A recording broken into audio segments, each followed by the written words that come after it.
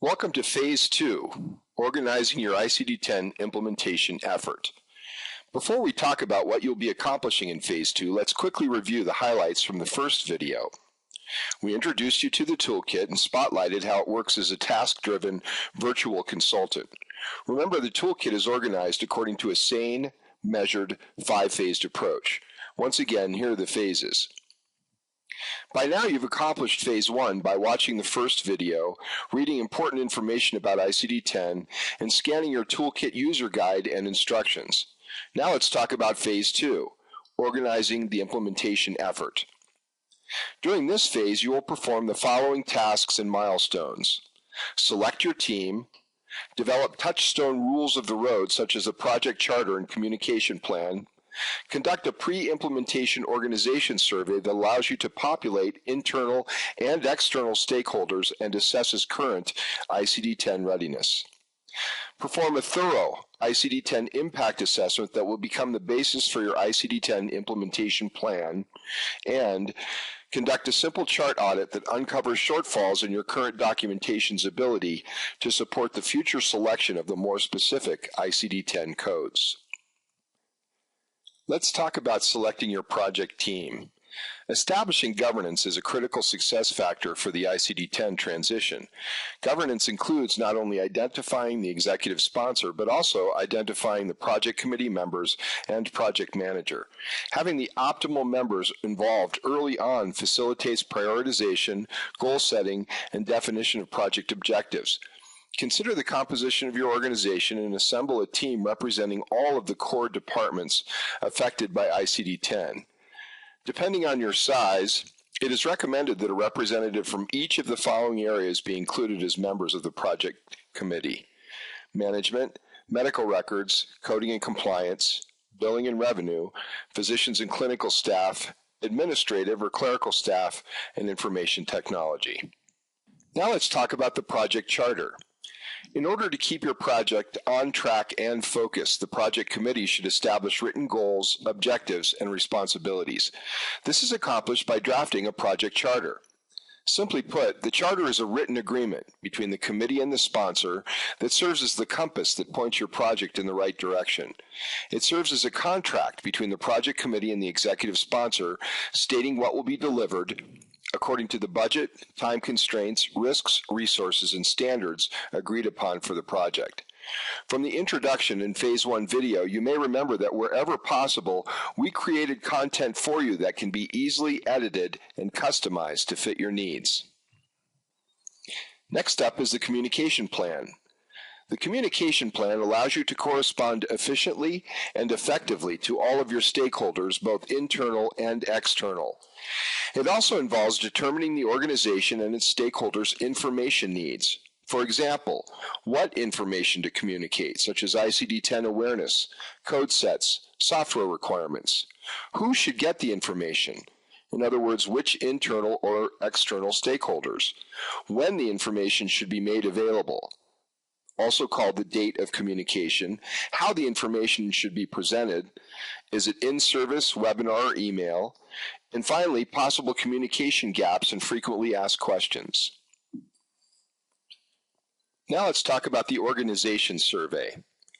The organizational survey is a series of questions designed to assist the project committee in reviewing the current status of the organization's ICD-10 implementation planning, as well as provide an inventory of what the organization should consider when preparing for the ICD-10 deadline.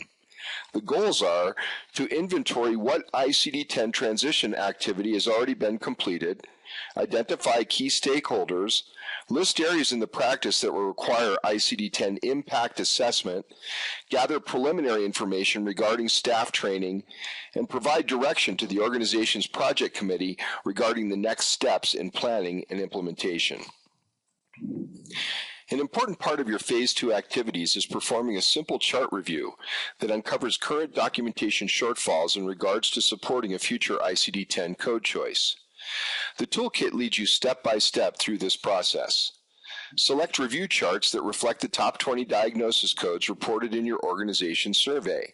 If possible, choose a variety of records such as evaluation and management office visits and surgical cases, including minor office procedures and diagnostic or procedural categories known to represent documentation problems with ICD-9.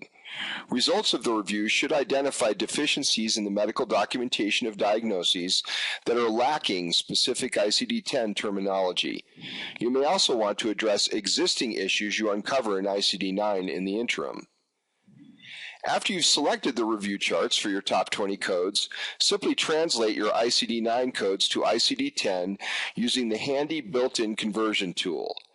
Analyze the assigned ICD-9 code and the mapped ICD-10 code for missing documentation elements and record the results of your findings on the chart review form provided with your toolkit. Offer feedback to the provider and provide suggestions for additional documentation that would have allowed selection of a more specific code. The chart review report, which we will cover more in depth in Phase 3, is an excellent opportunity to educate and engage your providers about ICD-10. If, for example, your review indicates only 20% of a provider's charts would have supported a specific ICD-10 code choice, you should have that provider's attention, as there exists a likelihood 80% of his or her claims would be denied under ICD-10. Now let's talk about the lion's share of your Phase 2 activities, the impact assessment. Your toolkit contains several milestones in this section because everywhere a diagnosis code touches your workflow, there exists potential ICD-10 impact that must first be assessed, then addressed. The objective of this impact assessment is to analyze the issues, obstacles, options, and costs associated with the goal of achieving a successful ICD-10 implementation. To accomplish this goal, you must thoroughly evaluate every situation that currently involves an ICD-9 code and determine if the element will be obsolete or relevant to ICD-10 implementation, and anticipate potential new circumstances that might arise as a result of ICD-10. Details captured through the impact assessment will drive the action items that will provide the framework of your implementation plan. Depending on the size of your organization, the impact assessment could take 2 to 3 months. Like every step, it is important to start early. It would take hours to discuss each of the toolkit's impact assessment tasks and milestones. It's not that ICD-10 is complicated, it's just that there exist so many moving parts.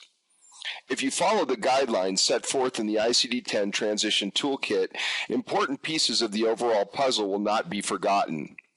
Each task or milestone has clear, step-by-step instructions that include thorough lists of questions that need to be answered by software vendors and insurance payers, for example. You will be assessing this impact according to 3 metrics: people, technology, and budget. Will this impact area require training? Does my software vendor have to update my automated practice management or EHR processes? What is the estimated cost? Remember, the success of your implementation plan depends on a thorough impact assessment. As you accomplish the assessment tasks and milestones, here's the good news. The toolkit is actually creating your ICD-10 implementation plan for you.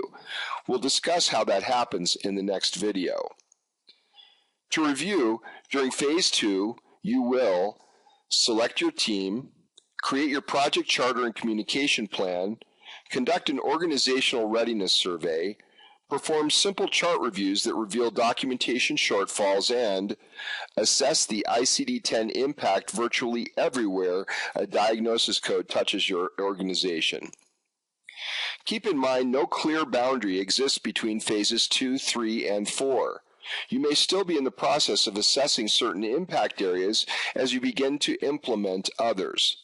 Don't worry, the toolkit's got your back by providing a methodical, organized approach that ensures all transition items are accounted for. This concludes the Phase 2 video.